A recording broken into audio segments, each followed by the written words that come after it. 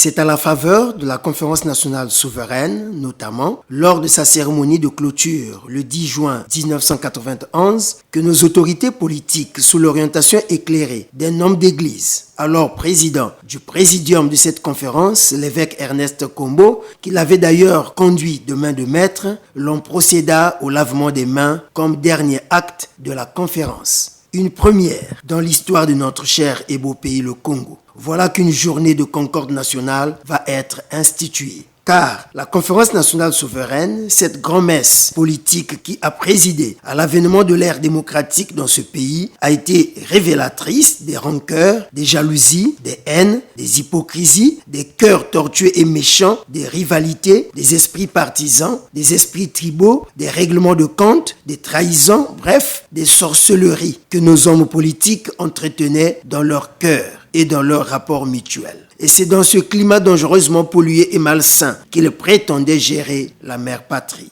Hélas, l'homme d'église, certainement inspiré par le divin créateur, par ce lavement des mains qui sanctionnait la fin de la Conférence nationale souveraine, qui du reste n'était qu'un symbole pour dire aux politiciens de se pardonner, de s'accepter, de faire la paix des braves, bref, de purifier plutôt leur cœur pour repartir sur de nouvelles bases. Car laver les mains physiques à un robinet de la SNDE, une eau tout aussi physique, ne pouvait procurer que l'hygiène corporelle.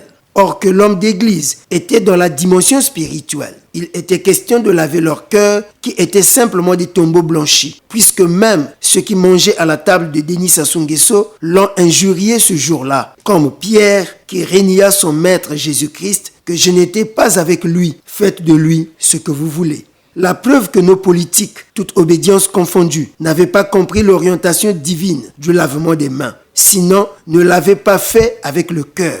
C'est bien l'après-conférence nationale souveraine où nous avons connu malheureusement des guerres civiles fracticides, surtout celle de 97, dite bêtise humaine, qui a englouti sous les tombes nombreux de nos compatriotes et qui a encore attissé les antivaleurs qu'on semblait nettoyer au cours du lavement des mains qui devrait être en effet un lavement des cœurs.